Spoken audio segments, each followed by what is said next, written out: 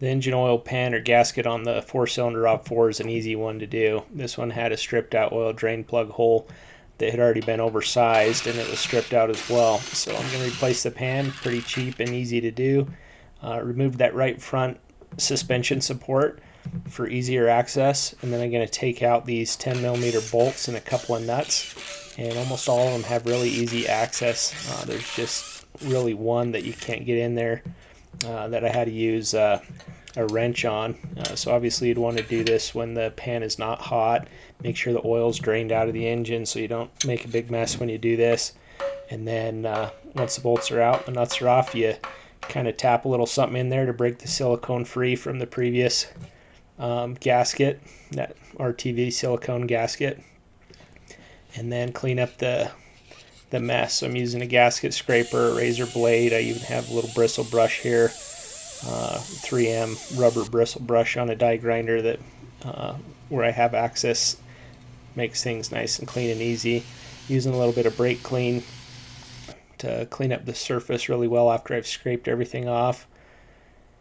And once that's all prepped, I'll get the pan ready with the new RTV silicone. The pan came with a new paper gasket, but I'm not going to use that, as Toyota just calls for a 3 to 4mm bead on the pan along the insides of the holes, and that's held up really well and done well. This pan wasn't leaky, from a gasket failure, so I'm just going to go with what Toyota recommends here and put that bead around the whole pan.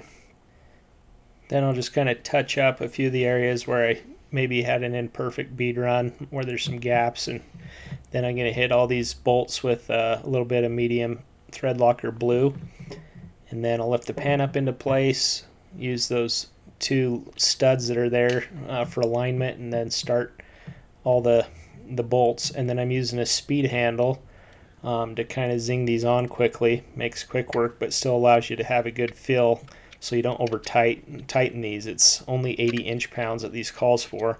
And then there's kind of a pattern that I've supplied up there in the top left that gives you a tightening sequence for good clamping down force, and then following that same pattern with the torque wrench for the final pass to the full 80 inch-pounds.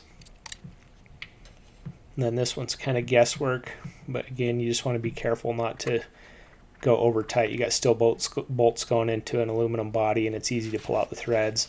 Then it's on with a oil filter and adding oil, 4.5 quarts if you're replacing the filter at the same time as 020 or 520 engine oil. Start it up, do a leak check, and then drive it for a while and check it again. Make sure you're still good. And like I say, pretty easy job to do and fairly inexpensive. So I hope you found this useful. I appreciate you watching, and I hope that you like and subscribe.